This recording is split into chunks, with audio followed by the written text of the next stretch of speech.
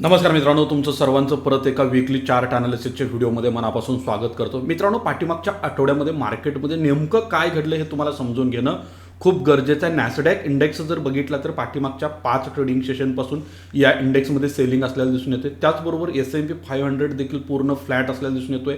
IT इंडेक्सचा जर विचार केला तर हा इंडेक्स देखील निगेटिव्ह असल्याला दिसून येतोय.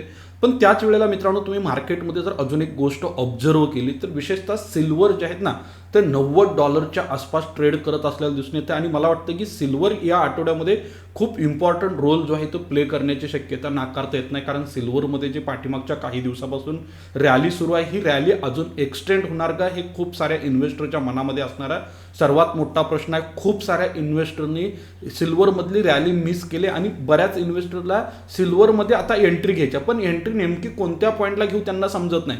मित्रांनो, तुम्हाला जर सिल्वर असेल, गोल्ड असेल, याचं एक्सपोजर जर तुमच्या पोर्टफोलिओमध्ये ॲड करायचं असेल तर वे काय आहे तर ETFच्या माध्यमातून मंथली बेसिसवर SIP करणं आणि SIPच्या माध्यमातून ॲक्युम्युलेशन करणं हे पहिल्यांदा लक्षात घ्या. कारण मित्रांनो, फोमोमध्ये येऊन अचानक हायर लेवलला मोठी अमाऊंट जर तुम्ही इन्व्हेस्टमेंट केली तर डेफिनेटली मित्रांनो हे असेट क्लास तुम्हाला ट्रॅप करण्याची शक्यता नाकारता येत नाही. विशेषतः सिल्वरनं पाठीमागच्या 1 वर्षामध्ये जवळपास 180% रिटर्न्स दिलेले आहेत. हे रिटर्न मित्रांनो नॉर्मल नाही आहेत, हे पहिल्यांदा लक्षात घ्या. त्याचबरोबर सिल्वरचा जर विचार केला, गोल्डचा पण विचार केला तर गोल्डमध्ये देखील ऑलमोस्ट याच पद्धतीची रॅली जी आहे ती पाठीमागच्या काही दिवसापासून सुरू असलेली दिसून येते. गोल्ड देखील ऑलमोस्ट ऑल टाइम हायच्या जवळ जे आहे ते सध्याला काय करतं या ठिकाणी ट्रेड करत असल्याला दिसून येते. पण मित्रांनो, गोल्डचा RSI जर बघितला ना, यामध्ये कुठं ना कुठं एक डायव्हर्जनचं फॉर्मेशन जे आहे ते होताना दिसून आले. त्यामुळं गोल्ड देखील ह्या आठवड्याच्या दृष्टीनं खूप महत्त्वाचं असणार आहे. जिओ पॉलिटिकल डेव्हलपमेंट कशा पद्धतीने होतात हे तुम्हाला काळजीपूर्वक बघावं लागणार आहे. तुम्हाला या ठिकाणी विचारात घेणं गरजेचं आहे. मी सिल्वरच्या बाबत देखील ते सांगितलं, गोल्डच्या बाबत पण परत तेच सांगतोय. या दोन्ही असेट क्लासचं एक्सपोजर तुमच्या पोर्टफोलिओमध्ये असणं गरजेचं आहे. आणि हे एक्सपोजर जर तुम्हाला ॲड करायचं असेल पोर्टफोलिओमध्ये, आणि बेस्ट वे काय आहे तर मित्रांनो म्युच्युअल फंड आहे, ETFs आहेत, हे पहिल्यांदा लक्षात घ्या. ETFsच्या माध्यमातून तुम्हाला या ठिकाणी ॲक्युम्युलेशन करणं गरजेचं आहे.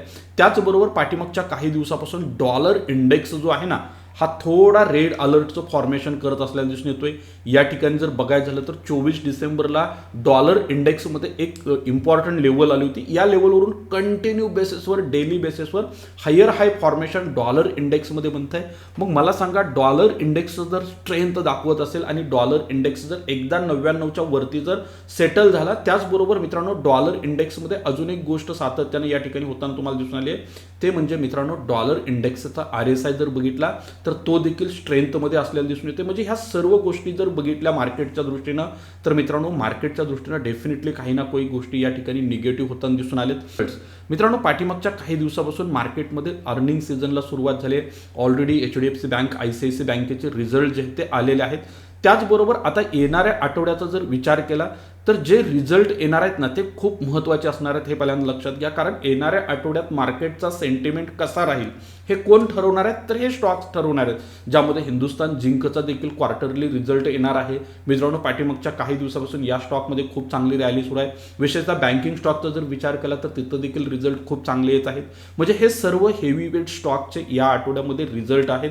या सर्व रिझल्टनुसार मार्केटचा मोमेंटम जो आहे तो येणाऱ्या आठवड्यासाठी काय होणार आहे त्या ठिकाणी डिफाईन होणार आहे. त्यामुळे मार्केटमध्ये डेफिनेटली स्टॉक स्पेसिफिक जबरदस्त ॲक्शन्स येण्याची शक्यता नाकारता येत नाही. खूप हेवी वेट मोठे स्टॉक आहेत, यातले बरेच स्टॉक FNOचे असलेले दिसून येतील. ह्या सर्व स्टॉकचे रिझल्ट आहेत, त्यामुळे ह्या सर्व स्टॉकच्या रिझल्टवर देखील तुम्हाला काळजीपूर्वक लक्ष ठेवणं गरजेचं आहे. त्याचबरोबर मित्रांनो, अजून एक गोष्ट जी आहे ना मार्केटच्या दृष्टीनं खूप महत्त्वाची आहे, ते म्हणजे फॉरेन इन्स्टिट्यूशनल इन्व्हेस्टरचं सेलिंग.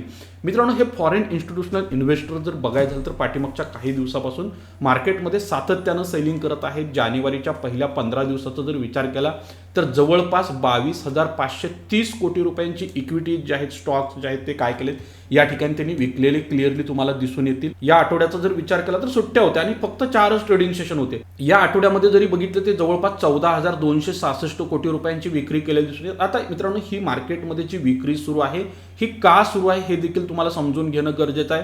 कारण Q3 अर्निंगमध्ये काही लार्ज कॅप IT कंपन्यांचे रिझल्ट जरी चांगले असले तरी टॅरिफ्स अनसर्टनिटी प्लस जिओपॉलिटिकल टेन्शन यामुळं हे सेलिंग सुरू असलेलं दिसून येते. डिसेंबरमध्ये देखील एफआयजनी जवळपास नेट सेलर होते. 22,611 कोटी रुपयांचा आउटफ्लो इंडियन इक्विटी मार्केटमध्ये केला होता. इव्हन 2025चा पूर्ण एफआयचा जर आउटफ्लो बघितला तर तो 1.66 लाख कोटी रुपये असलेला दिसून येतोय. कारण एक्सपर्ट्सचं म्हणणं असं आहे की इंडियाचं व्हॅल्युएशन अजून देखील हाय साईडला आहे. AI ट्रेड सध्याला शिफ्ट होते, ग्लोबल रिस्क आहे, त्यामुळे रुपयावर देखील प्रेशर असलेलं दिसून येते. ह्या सर्व गोष्टीमुळे काय व्हायला लागलंय, मार्केटमध्ये एक सेलिंग प्रेशर जे आहे ते येत असलेलं दिसून येते. मित्रांनो, तुम्हाला या ठिकाणी एक ॲडवाईस खूप महत्त्वाची असणार आहे. हा जो व्हिडिओ आहे हा पूर्ण एज्युकेशनल पर्पजनं बनवलेला आहे. यामुळे कुठलाही निर्णय घेत असताना तुमच्या पर्सनल फायनान्शियल ॲडवायझर सोबत डिस्कस करणं देखील गरजेचं आहे. त्याचबरोबर या आठवड्याचा जर विचार केला तर प्रायमरी मार्केटमध्ये खूप मोठी गडबड सुरू असणार आहे. 4 कंपन्या जवळपास 2,066 कोटी रुपयांचा फंड रेजसाठी IPO घेऊन येत आहेत. त्याचबरोबर 7 महत्त्वाच्या स्टॉकचं या आठवड्यामध्ये लिस्टिंग देखील आहे. पहिल्यांदा लक्षात घ्या, सर्वात महत्त्वाचं लिस्टिंग जे आहे ते भारत कोल कुकिंगचं असणार आहे. आणि भारत कुकिंग कोलचा IPO जो आहे तो जबरदस्त होता. 147 टाईम याचं सबस्क्रिप्शन झालं होतं. सध्या ग्रे मार्केटचा प्रीमियम जर बघितला तर तो 57% लिस्टिंग गेन इंडिकेट करतोय. याचा अर्थ रिटेल आणि मार्केटच्या सेंटिमेंटवरती याचा खूप मोठा पॉझिटिव्ह इम्पॅक्ट होण्याची शक्यता नाकारता येत नाही. त्यामुळे या IPOकडे देखील तुम्हाला लक्ष ठेवणं गरजेचं आहे. समजा हा IPO मिळाला तर मला वाटतं की मला जर इंडिव्हिज्युअल हा IPO मिळाला असता तर मी लिस्टिंगच्या दिवशी जवळपास जे काही लिस्टिंग गेन मिळतोय तो घेऊन बुक करून बाहेर पडलो असतो. कारण बऱ्याच वेळेला हाईप क्रिएट होते आणि खूप मोठ्या प्रमाणात लिस्टिंग गेन येतो.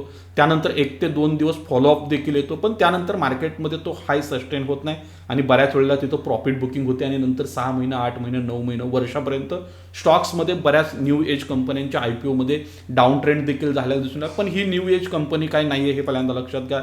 ही एनर्जी सेक्टरची कंपनी आहे, कोल इंडियाची सबसिडरीज आहे. त्यामुळे या कंपनीचं लिस्टिंग खूप महत्त्वाचं असणार आहे मार्केटचा सेंटिमेंट वगैरे चेंज करण्यासाठी. त्याचबरोबर मित्रांनो, अजून एक गोष्ट जी आहे ना तुमच्यासाठी या आठवड्यामध्ये खूप महत्त्वाची असणार आहे ते म्हणजे सोमवारच्या ट्रेडिंग सेशनला किंवा सोमवारचा जो आठवडा आहे या आठवड्यामध्ये मार्केटचा सेंटिमेंट सेट करण्याचं काम या 3 कंपन्यांनी केलं. एक आहे HDFC बँक, ICICI बँक आणि रिलायन्स इंडस्ट्री. आता मित्रांनो, नेट प्रॉफिटचा जर विचार केला HDFC बँकेचं ते 18,654 कोटी आहे. त्यामध्ये इयर ऑन इयर जवळपास 11% ग्रोथ जी आहे ती झालेली आहे हे पहिल्यांदा लक्षात घ्या. ॲक्च्युअल जे इस्टिमेट होतं त्या इस्टिमेटला या ठिकाणी डेफिनेटली बीट केलेलं आहे, एका दृष्टीने चांगलं आहे. त्याचबरोबर नेट इंटरेस्ट इन्कम देखील बँकेचं जवळपास 6.4% वाढले. कोर NIM जो आहे तो मात्र काय आहे 3.35% वाढलेला दिसून येतोय. ओव्हरऑल जर HDFC बँकेचा रिझल्ट बघितला तर तो इनलाईन आहे हे पहिल्यांदा लक्षात घ्या. प्रॉफिट ग्रोथ इस्टिमेटला बीट करणारे आहे. NIM ग्रोथ देखील स्टेबल आहे. म्हणजे या रिझल्टमध्ये असं काही देखील नाही की बाबा मार्केट किंवा स्टॉक रॉकेट बनेल आणि मार्केटमध्ये एक मोठी रॅली सुरू होईल, असं या रिझल्टमध्ये मला काही दिसत नाही. ICICI बँकेचा जर रिझल्ट बघितला तर कंपनीचा पाटा जो आहे प्रॉफिट आफ्टर टॅक्स 11,318 कोटी आहे. या ठिकाणी देखील इयर ऑन इयर जवळपास 4%चा कट आहे. इस्टिमेट बीट झालेला आहे. बघा HDFC बँकेचा रिझल्ट कसा आहे, ऑलमोस्ट फ्लॅट आहे किंवा थोडा इनलाईन पॉझिटिव्ह असलेला दिसून येतोय. पण ICICI बँकेचा रिझल्ट मात्र मार्केटसाठी निगेटिव्ह सेंटिमेंट जनरेट करू शकतो हे पहिल्यांदा लक्षात घ्या. पण दुसऱ्या बाजूला NII बघितला तर तो 7.7% असलेला दिसून येतोय. NIM देखील ऑलमोस्ट 4.30% स्टेबल आहे. हा जर रिझल्ट बघितला तर माझ्या दृष्टीने मला जे काय फंडामेंटल अनालिसिस येतं यानुसार थोडा बॅड किंवा मिक्स्ड स्वरूपाचा आहे हे पहिल्यांदा लक्षात घ्या. पण मित्रांनो, NII आणि NIM मध्ये स्ट्रॉंग असलं तरी बॉटम लाईन मात्र या बँकेचे काय होते, वीक होते हे पहिल्यांदा लक्षात घ्या. आणि तिसरा महत्त्वाचा स्टॉकमध्ये रिलायन्स इंडस्ट्री. रिलायन्स इंडस्ट्रीचं कन्सोलिडेट पाटा जर बघितला तर तो 22,290 कोटी आहे. ओके, आणि या ठिकाणी इयर ऑन इयर ग्रोथ जी आहे ना ती 1.6% असलेले दिसून येते. आता हा मुद्दा खूप महत्त्वाचा आहे मित्रांनो. मार्केटचे सर्वात मोठे हेवीवेट स्टॉक्स हे 3 स्टॉक्स आहेत, HDFC बँक, ICICI बँक आणि रिलायन्स. आणि ह्या तिघांचे पण रिझल्ट आलेत आणि ह्या तिघांचे पण रिझल्ट असे नाहीत की खूप ढासू आहेत, मार्केटमध्ये खूप मोठा पॉझिटिव्ह सेंटिमेंट होईल असं रिझल्ट नाही आहे हे पहिल्यांदा लक्षात घ्या. रिलायन्सचा result 1% year on year growth आहे. पाटामध्ये बीटामध्ये 6% वाढ आहे. रेव्हेन्यू 10% वाढलाय, मान्य आहे. रिझल्ट जर बघितला तर मिक्स्ड आणि न्यूट्रल स्वरूपाचा आहे. जिओ असेल रिफायनरीमध्ये स्ट्रॉंग बिझनेस आहे. रिटेलवरती थोडं अपस्ट्रीम दबावामुळे प्रॉफिटमध्ये एकदम फ्लॅट येताना दिसून आलं. म्हणजे ओव्हरऑल जर बघायचं तर या पद्धतीने या आठवड्यासाठी सेंटिमेंट जो आहे तो सेट झालेला दिसून येतोय. मित्रांनो, मार्केटचा सेंटिमेंट काहीही असू द्या, तुम्हाला मार्केटमध्ये कन्सिस्टन्सी बेसिसवर इन्व्हेस्टमेंट करणं गरजेचं आहे. SIPच्या माध्यमातून इन्व्हेस्टमेंट करणं गरजेचं आहे. मित्रांनो, तुम्हाला स्टॉक मार्केटमधल्या कुठल्याही प्रोडक्ट संदर्भात कुठलीही मदत लागत असेल, मग त्यामध्ये हेल्थ इन्शुरन्स असेल, लाईफ इन्शुरन्स असेल, त्यामध्ये फक्त प्युअर टर्म इन्शुरन्स संदर्भात मी बोलतोय.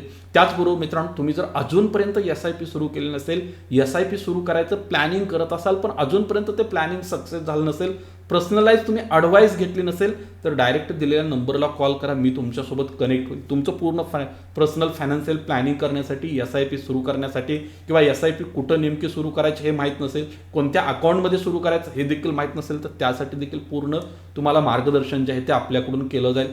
त्याचबरोबर मित्रांनो, तुम्हाला जर बेसिकपासून ॲडव्हान्सपर्यंत शेअर मार्केट शिकायचं असेल फ्री ऑफ कॉस्टमध्ये, तर त्याची देखील आपल्याकडे सोय आहे. तुम्हाला फक्त आपल्या लिंकने डीमॅट अकाउंट ओपन करायचं आहे. अकाउंट ओपन केल्यानंतर तुम्हाला बेसिकपासून ॲडव्हान्सपर्यंतचा कोर्स मोफत मिळणार आहे. पहिल्यांदा लक्षात घ्या. मित्रांनो, आजचा व्हिडिओ आवडला असेल, व्हिडिओचा अनालिसिस आवडला असेल आणि तुम्हाला असेच व्हिडिओ आपल्या यूट्यूब चॅनलवर बघायचे असतील, तर नक्की आपल्या यूट्यूब चॅनलला सबस्क्राईब करा. धन्यवाद.